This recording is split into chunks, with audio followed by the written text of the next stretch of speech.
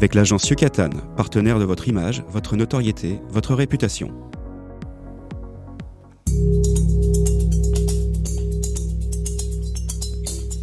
Tout est marque, une émission proposée et animée par François-Xavier Goudemont.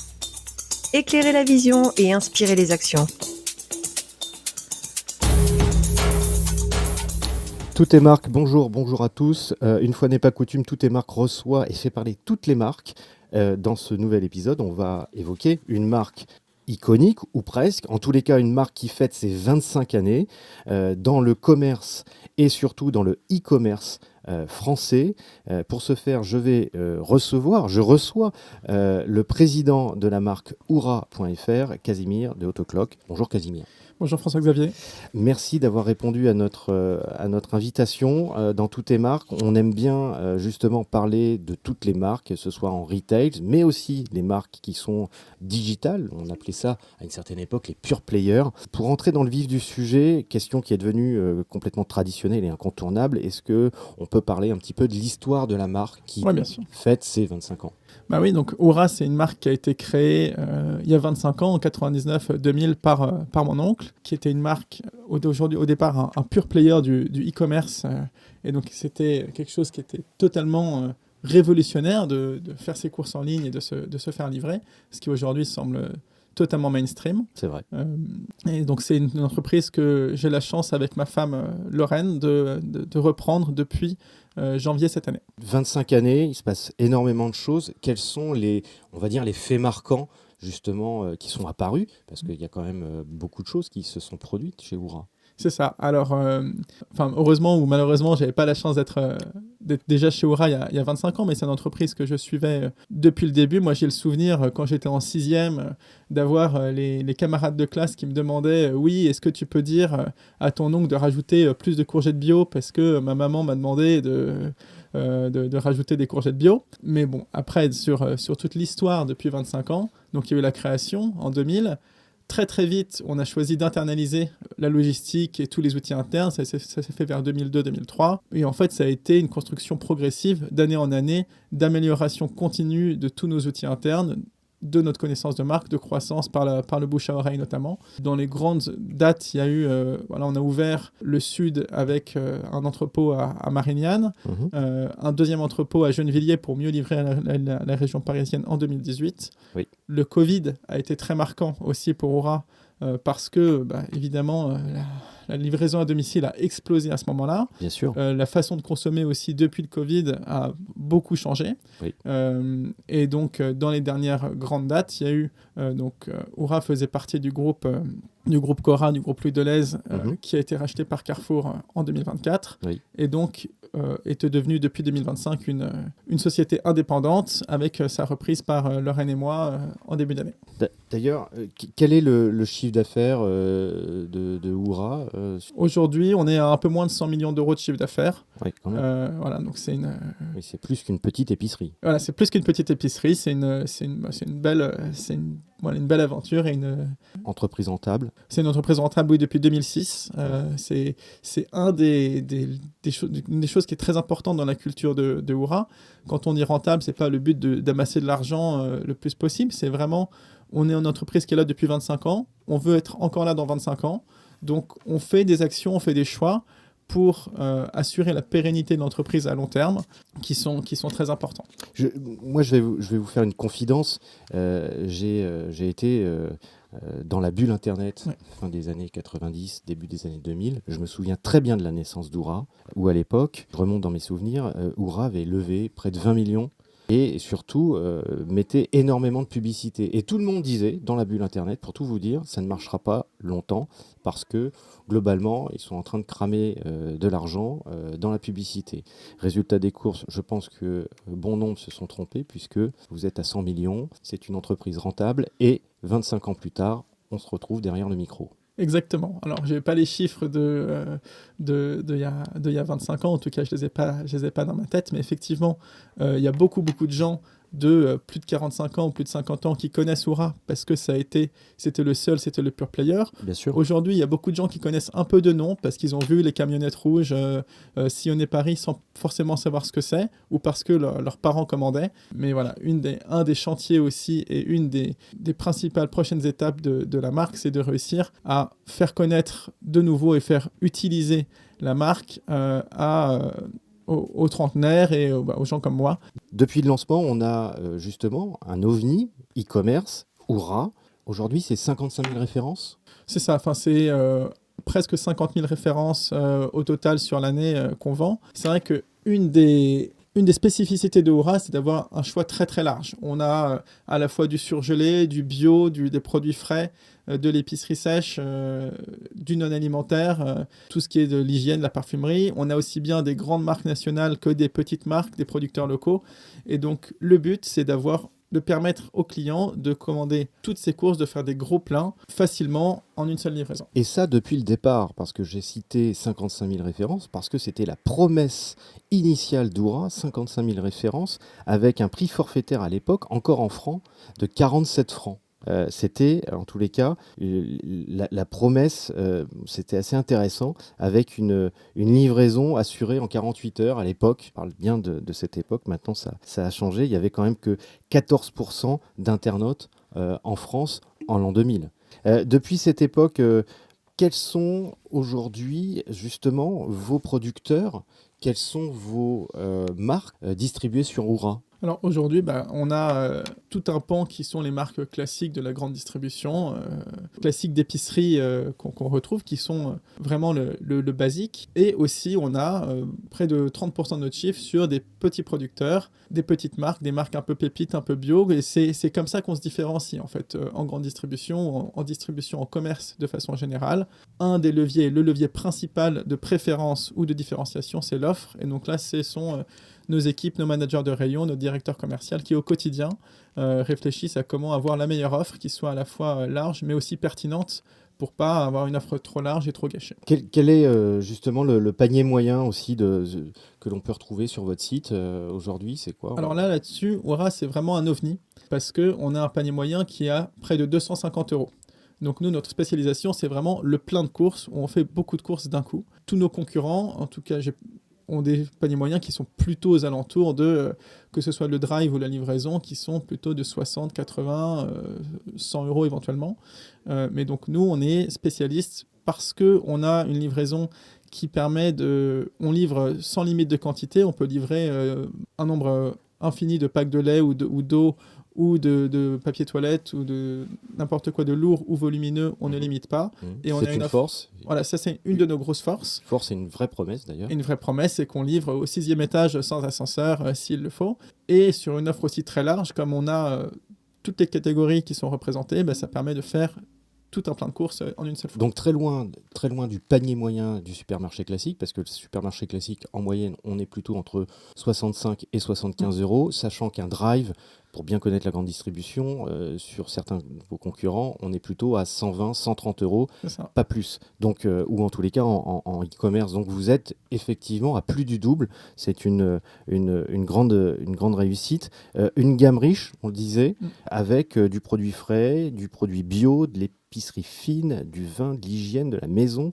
Et surtout, moi j'ai noté qu'il y avait justement dans ces produits, puisque je parlais du bio, 4500 références bio. C'est un vrai positionnement de votre part? Oui, ça a été un des positionnements dès le début, ou quasiment dès le début, d'être très fort sur le bio, parce que c'est quelque chose qui est vraiment recommandé, qui est demandé par nos clients. Et on arrive aujourd'hui à avoir des très bons fournisseurs de produits bio avec une large gamme, du bio très spécialisé, du bio plus accessible et qui permet à tous ceux qui le souhaitent de commander bio chez Oura. Ça vous a beaucoup différencié par rapport à, je pense par exemple à des enseignes comme Naturalia par exemple, ça vous différencie beaucoup justement de proposer ce type de produit? Alors je ne sais pas si ça nous différencie de Naturalia de proposer du bio, mais en tout cas nous on a vraiment du bio très très large et ça peut permettre à la fois de ceux qui veulent avoir un peu de bio mais qui ne peuvent pas se permettre d'avoir 100% de bio, de faire une partie de leur course en bio. Ceux qui veulent faire que du bio peuvent le faire chez Oura. Ceux qui veulent faire une seule partie peuvent le faire chez Oura. Et effectivement, je pense que ça nous différencie dans la largeur de gamme de produits bio qu'on a. Moi, une question qui m'interroge, parce que je pense que ça intéresse aussi les auditrices et les auditeurs, c'est se dire, effectivement, il y a aussi une promesse sur Oura.fr d'avoir des producteurs locaux. Comment se fait et comment se réalise justement le référencement de producteurs locaux ? Je suis un producteur, on va dire par exemple dans les Yvelines, j'ai envie d'être distribué par Oura. Comment dois-je m'y prendre ? Alors, on est contacté tous les jours par des producteurs ou qui veulent se référencer, parce que c'est le métier. Donc, nous, on étudie toutes les demandes qui viennent aussi bien des producteurs, mais que des clients aussi. Les clients peuvent, tous les jours, on a des dizaines de clients qui nous demandent de référencer tel ou tel produit, et toutes les demandes sont étudiées et la plupart du temps acceptées, au moins en test. Vous avez une équipe dédiée là-dessus ? Alors, ça fait partie du travail des managers de rayon de tous les matins vérifier toutes les demandes des clients sur le site pour mettre les produits. Et donc, voilà, les producteurs, on les sélectionne en fonction de la qualité des produits, leur capacité à livrer. Et c'est vraiment au cas par cas et on peut mettre tous les produits. Quelles sont les étapes d'ailleurs ? Alors, on vous contacte, vous dites, imaginons oui, on vous référence et derrière, le producteur doit garantir un certain volume à l'année, par exemple ? Alors, ça dépend vraiment c'est vraiment du cas par cas en fonction de la nature du produit, de la largeur de la gamme, de si le produit, si c'est un produit frais ou qui se garde longtemps, qui se garde pas longtemps, de sa capacité à nous livrer aussi, parce qu'ici, il peut livrer régulièrement des petites quantités, ou s'il faut livrer forcément 10 palettes d'un coup, c'est pas la même chose. Mais vraiment, c'est au cas par cas, et on a des producteurs plus petits qui font des petites quantités, et des producteurs beaucoup plus importants. D'ailleurs, il y avait, moi, une actualité qui m'a fortement intéressé depuis la reprise de Oura sur le début de l'année, et qui a quand même fait presque la une de l'actualité. C'est l'introduction des marques MDD, donc les marques de distributeurs Auchan aussi. C'est un vrai tremplin pour vous ? Alors oui, c'est un vrai tremplin. Au départ, Oura faisait partie du groupe Cora, et donc me permettait de distribuer la MDD Cora. Maintenant, ce n'est plus le cas. Notre indépendance nous permet un accord sur les marques nationales avec Carrefour, et on a un accord sur les MDD avec Auchan. Donc vous distribuez à la fois les marques MDD Carrefour, les marques nationales Carrefour et les MDD Auchan. C'est ça, sur les marques nationales, donc les grandes marques, on les achète aujourd'hui via Carrefour, et sur les marques de distributeurs, on les achète via Auchan. C'est une marque qui est très puissante, Auchan. Ils ont plus de 6000 références, nous on en distribue plus de 3000. Ils ont 12 marques différentes qui sont des très bons rapports qualité-prix, avec aussi des marques plus spécifiques sur des produits du terroir, sur du bio, sur des produits pour bébés, sur une gamme italienne qui est très très bonne, Tavola in Italia. Et donc, ça nous permet, nous, d'avoir une très large offre en bon rapport qualité-prix, très complémentaire de tout le reste qu'on vend. De capter, je suppose, de nouveaux clients. Exactement. De les fidéliser. C'est capter des nouveaux clients, c'est fidéliser les clients actuels, c'est permettre aux clients de trouver encore plus de produits qui correspondent à leurs besoins et à leur budget. La carte de fidélité Auchan fonctionne chez vous ? Ah non. Pas encore ? Non, mais non, on est une entreprise indépendante. Ah oui. Donc nous, on est vraiment indépendant d'Auchan. On a juste un contrat de distribution des produits Auchan. Est-ce que ça signifie demain que peut-être que d'autres marques de distributeurs pourraient entrer aussi chez Oura ? Je pense pas, honnêtement. Alors, on se ferme aucune porte, mais je pense que l'offre serait pas forcément lisible ou pertinente pour nos clients d'avoir plusieurs marques de distributeurs qui répondent à des unités de besoin très similaires, oui.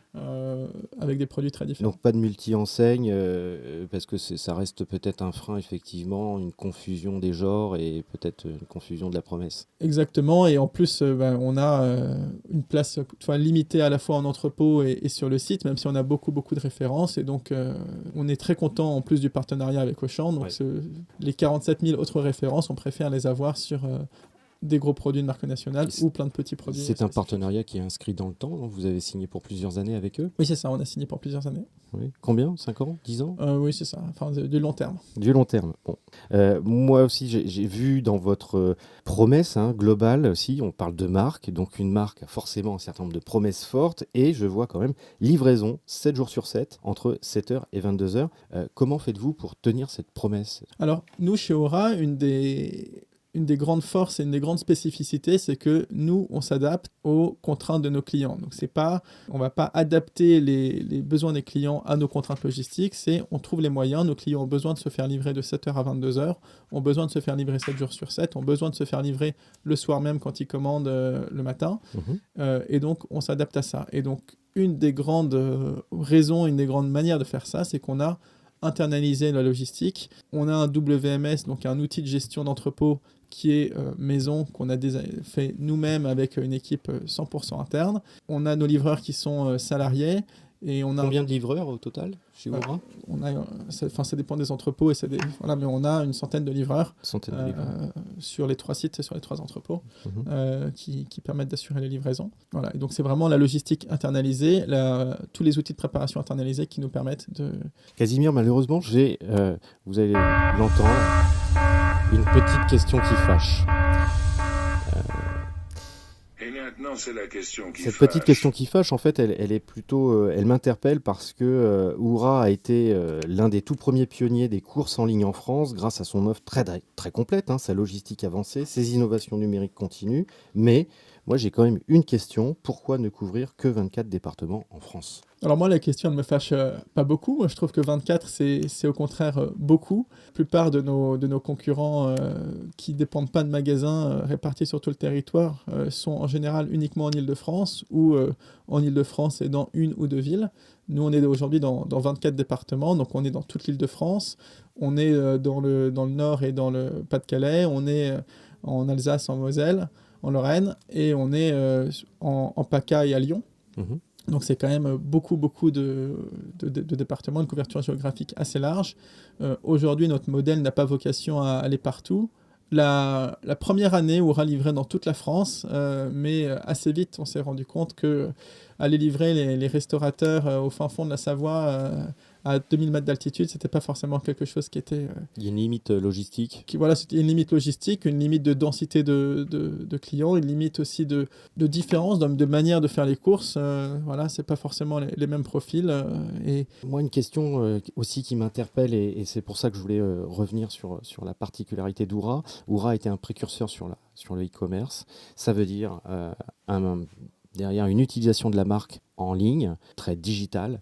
Comment communiquez-vous justement sur cette fameuse plateforme digitale aujourd'hui On communique de façon assez classique. Aujourd'hui, on a une marque qui est assez forte. Aura, c'est un sentiment joyeux on est content de faire les courses, on est content d'avoir une marque aussi forte sur un mot court en 2 syllabes qu'on a depuis 25 ans.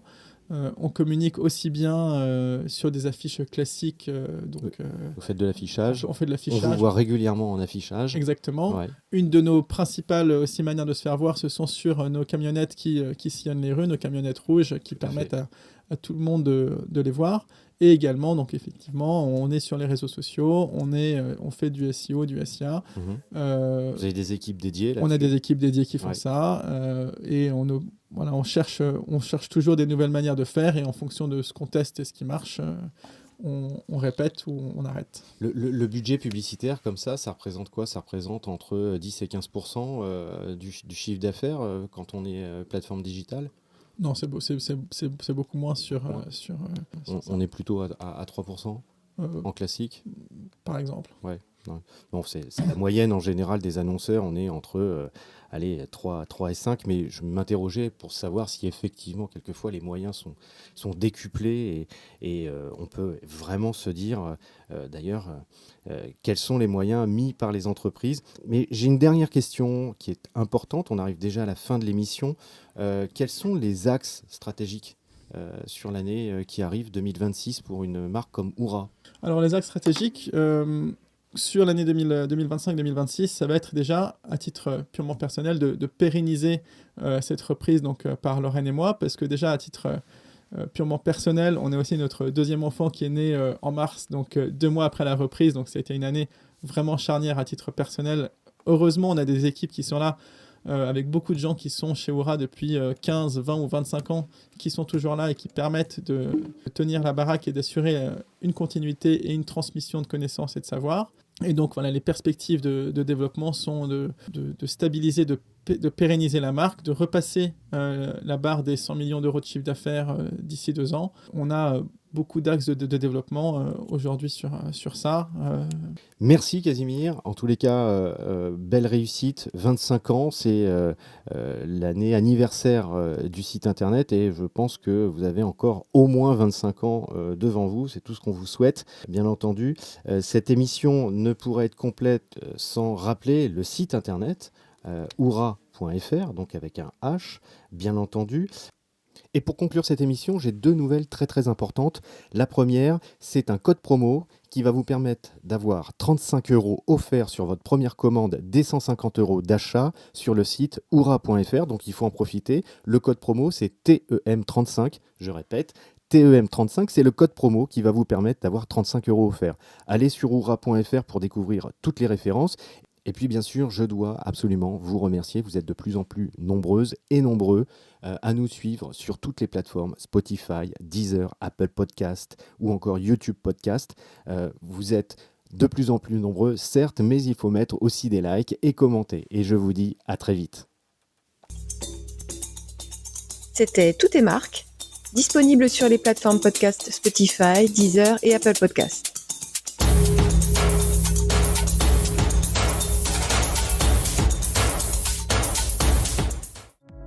C'était Tout est marque avec l'agence Yucatan, partenaire de votre image, votre notoriété, votre réputation.